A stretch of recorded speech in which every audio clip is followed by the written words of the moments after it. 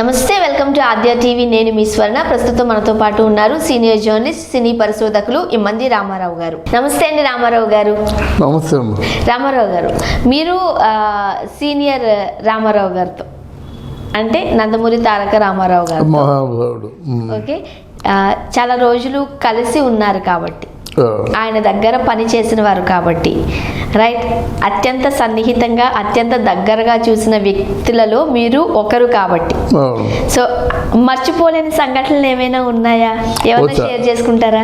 చాలా ఉన్నాయమ్మా. ఆయనతో సంఘటనలన్నీ మనం మర్చిపోలేము, అంత బాగుంటాయి అన్నమాట. అదే ఉదాహరణకి నాకు ఎందుకో ఇప్పుడు గుర్తుకొచ్చింది.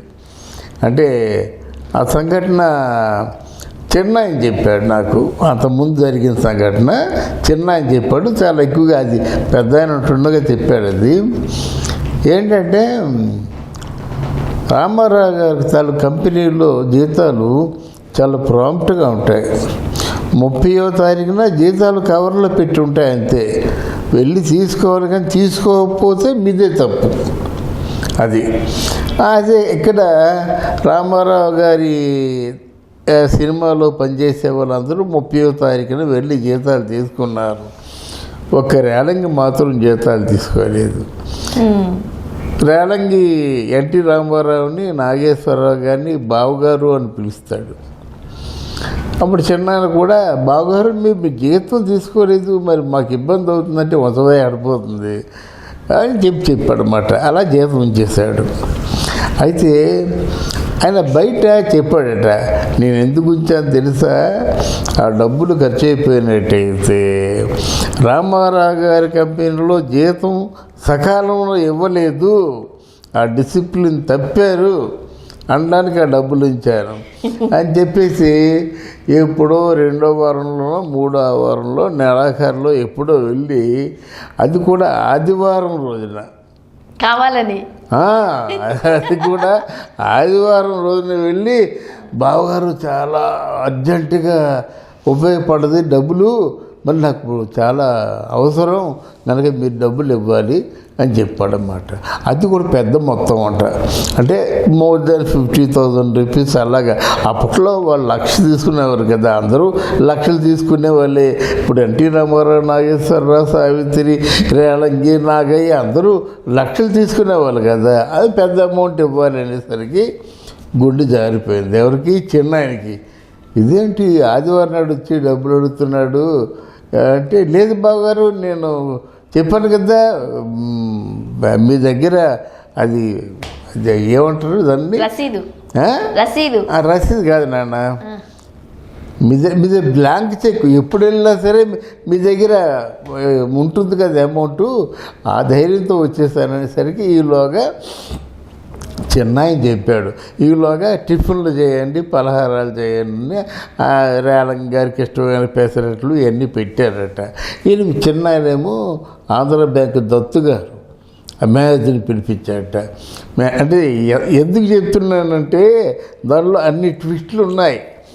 మేనేజర్ని పిలిపించి, మేనేజర్ గారు నా డబ్బు కావాలి, ఈ డబ్బు కావాలంటే ఇవాళ ఆదివారం కదండి, బ్యాంక్ సెలవు ఎలాగిస్తామంటే, దాన్ని మీరు ఉన్నారు కదండి మేనేజర్ గారు, మరి మాకు ఏదో విధంగా ఇప్పించండి.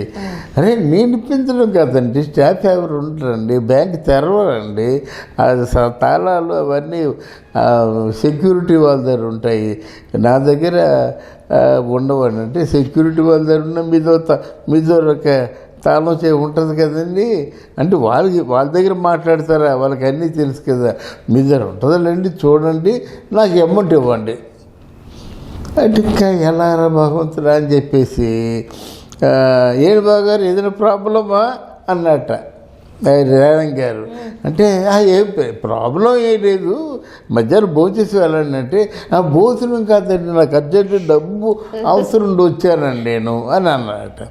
అంటే లోన పిలిచేసి, దత్తు గారు మీరు ఏం చేస్తారు నాకు తెలియదు, మీరు మాత్రం తీసుకురావాలి, డబ్బులు ఇవ్వాలి, ఇలా భోంచేసి వెళ్ళేలోగా డబ్బులు అరేంజ్ చేయాలి ఎలాగా అని చెప్పేసి చెక్కు రాయాలి. ఎన్టీ రామారావు గారు చెక్కు ఎలా రాస్తారు తెలిసిన అదో వింత. రామారావు గారు చెక్కు రాయడం, ఆయన అందరూ అప్పుడు చెక్కులు బాల్ పాయింట్ పెన్తో రాస్తే వీళ్ళేం చేస్తారంటే ఎన్టీ రామారావు గారు వాళ్ళను ఇంట్లోనే సిరా తయారు చేసుకుంటారు. ఆ సిరా ఏమో ఆ పెన్ను నిబ్బు ఉంటుంది, పాలి ఉంటుంది కదా, ఆ పాలీతో రాస్తారన్నమాట. నిబ్బు అంటే ఇంక్ ఎలాగుంటుంది, అది పింక్ కలర్ ఇంకు చూడండి. ఆ పింక్ కలర్ ఇంక్తో రాస్తే, పాలీతో రాస్తే అదంతా సిరా అయిపోద్ది అన్నమాట. వర్షం వచ్చినా ఏం వచ్చినా సరే. ఈయనేమో దాంతో రాస్తున్నాడు.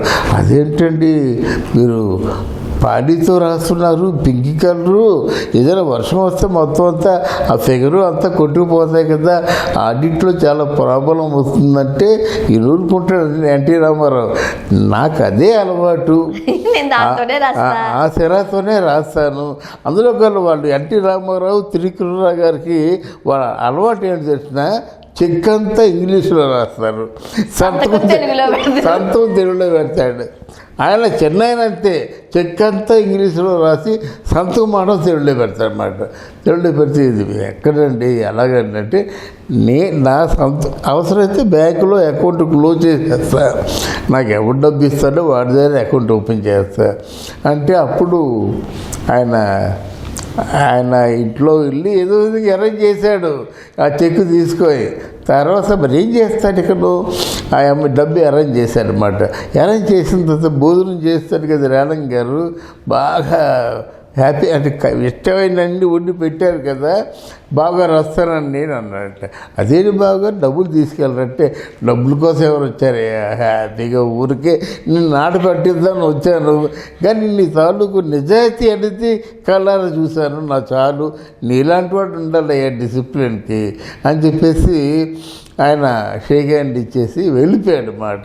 తర్వాత ఎప్పుడో డబ్బు ఇస్తే ఎప్పుడో తీసుకున్నాడట. ఎన్టీ రామారావు గారిని ఆట పట్టించడం కోసం రేలంగి గారు చేసినటువంటి ఒక సంఘటన గురించి ఆ చిన్నాయన శ్రీకృష్ణరావు గారు చెప్పినటువంటి సంఘటన మీతో చెప్తున్నా. అది ఇలాంటివి చాలా జరిగే ఉంటాయి, తమాషాగా ఉంటుందండి వాళ్ళ జీవితం. ఇంకోటి చెప్తా, ఇప్పుడు రామారావు గారు అంటే, లేకపోతే వాళ్ళ తమ్ముడు త్రివిక్రమ్ గారు అంటే కాస్త సీరియస్గా ఉంటారు, లేకపోతే కొంచెము వాళ్ళని చూస్తేనే భయపడాల్సిన సందర్భాలు చాలా ఉంటాయి, ఇట్లా అనుకుంటూ ఉంటారు కదా. బట్ అలా కాదు వాళ్ళు. అవును కదా, వాళ్ళు చాలా సరదాగా ఉంటారండి. వాళ్ళు చాలా, ఆ చిన్న సరదాగా ఉంటాడు, పెద్ద అయినా సరదాగా ఉంటాడు. అది రైట్. పాత విషయాలు ఒక్కొక్కసారి ఇలా గుర్తు చేసుకుంటూ మాట్లాడుకుంటే ఎంత హ్యాపీగా ఉంటుంది కదా. ఎంత గొప్ప అనుభవం. సో ఇలాంటి గొప్ప గొప్ప సంఘటనలు చెప్తూ ఉంటే వినడానికి చాలా చాలా హ్యాపీగా అనిపిస్తూ ఉంటుంది. అవునండి, చాలా చెప్తే బాగుంటుంది, వినాలన్నంత ఉత్సాహంగా ఉంటుంది. అవునవును. Thank you so much. దీన్ని అమెరికాలో ఉన్న వాళ్ళు కూడా చాలా మంది హ్యాపీగా ఫీల్ అవుతారు. ముఖ్యంగా అన్నగారి అభిమానులు ఎంతో ఇదిగా ఫీల్ అవుతారు అన్నమాట. Thank you so much. Thank you.